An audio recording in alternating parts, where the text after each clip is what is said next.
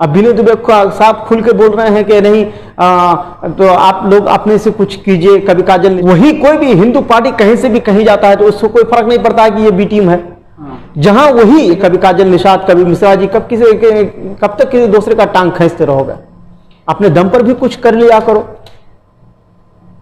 तो ये तो जो मुस्लिम भक्त हैं, ये तो उन लोगों को समझना चाहिए कि हमारे ये विनय दुबे जी क्या कह रहे हैं हम लोगों से, जो उसका अनुभक्ति आप लोग कर रहे हैं, वो आपसे क्या कह रहे हैं कि हमारा टांग मत खींचिए। और उसका टांग वैसे भी कौन खींच रहा है? उसका टांग तो कोई नहीं खींच रहा है। मगर मुसलमानों के लिए अगर इतना हमदर्दी हैं आप, तो भाई मजलिस ज्वाइन कर लीजिए। तो वाकई अगर हमदर्द हैं, मगर वो मजलिस कभी ज्वाइन नहीं करेंगे। कीजिए ज्वाइन, हम तो आपका स्वागत कर रहे हैं मजलिस में, आइए। और मेरा अगला सवाल है कि विनय दुबे क्या ओवैसी साहब से भी बड़ा है?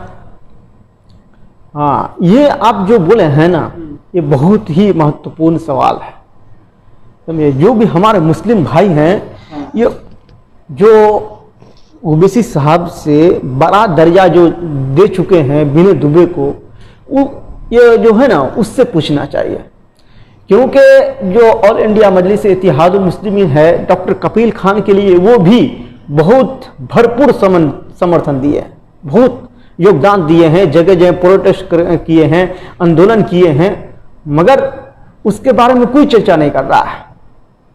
समझे कि नहीं? एक चीज आपको पता होगा, ये कहावत है कि जो चीज बिकता है, जो चीज दिखता है वही बिकता है। समझे कि नहीं? तो ये प्रचार और प्रसार जो है धमाके से किया, पब्लिक का फंडिंग लेके। समझे, कभी हेलीकॉप्टर से घूम रहा है, कभी फ्लाइट से घूम रहा है, कभी इससे घूम रहा है, कभी उससे घूम रहा है। तो प्रचार और प्रसार बराबर से किया। और जो विपक्ष हैं, जो ऑल इंडिया मजलिस इत्तेहादुल मुस्लिमीन के जो रहबर हैं शौकत अली साहब हैं, वो कुछ नहीं किया। समझे, वो प्रसार और प्रसार में वो ध्यान नहीं दिए हैं। समझे, तो इन लोगों को चाहिए कि खाली उसके ऊपर मत जाइए, इसके ऊपर भी देखिए कि ये क्या कह रहा है। भले ही ये नया दिखाए, ये हक बात तो ये भी बोल रहा है। आप उसको हीरो मान चुके हैं। डॉक्टर कपिल खान को छुड़ा दिया, तो अरे भाई खाली डॉक्टर कपिल खान को ही छुड़ा दिए है ना, वो मुस्लिम के पीछे पड़े हैं, मुस्लिम का वोट बैंक काटने के लिए। अब मुझे एक बात बताइए, वो मुस्लिम का वोट बैंक काटेगा, ठीक बात है। डॉक्टर कपिल खान को भी छुड़ाया, जो भी मेहनत किया, चलो ठीक बात, हम भी समर्थन दे रहे हैं कि एक इंसानियत के नाते ऐसा ही होना चाहिए। मगर दूसरी बात यह है कि आप जो ये सब कर रहे हैं, हिंदू भाई भी बहुत सारे जेल में है। IPS वो संजीव ने, क्या नाम है उसका, वो भी है अंदर अभी। बहुत सारे हमारे हिंदू भाई भी अंदर हैं। बहुत सारे हिंदू भाई का भी मोबलिंग क्यों हो रहा है यार? दलित भाइयों का हाल देख लो, दलित भाइयों का हालात देख लो। जगह जगह उसको उसका कपड़ा खोल दे रहा है, नंगा करवा दे रहा है, मुंडन करवा दे रहा है, पूरा बाल काट दे रहा है सर का, मुंडन करा करके जूता पहना करके पूरा घुमा रहा है। तो ये सब भी तो, ये सब के ऊपर भी तो बोलना चाहिए। और संजीव के ऊपर एक भी उसका नहीं पोस्ट ना आया, नहीं एक भी ट्वीट किया, कुछ भी नहीं किया वो उसके ऊपर। तो ये तो इसी वजह से कर रहा है मुस्लिम के साथ, सिर्फ कि मुस्लिम का वोट बैंक काटे। तो हमारा अगला सवाल है आपसे कि मुसलमान हमेशा दूसरे के पीछे क्यों भागता है?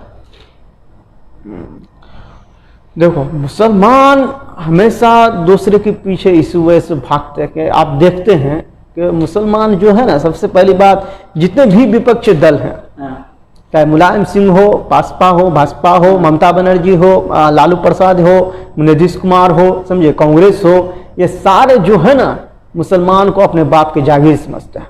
समझे, और मुसलमान हमारे जो भाई हैं सीधा साधा होते हैं, ये भी बहकावे में चले जाते हैं।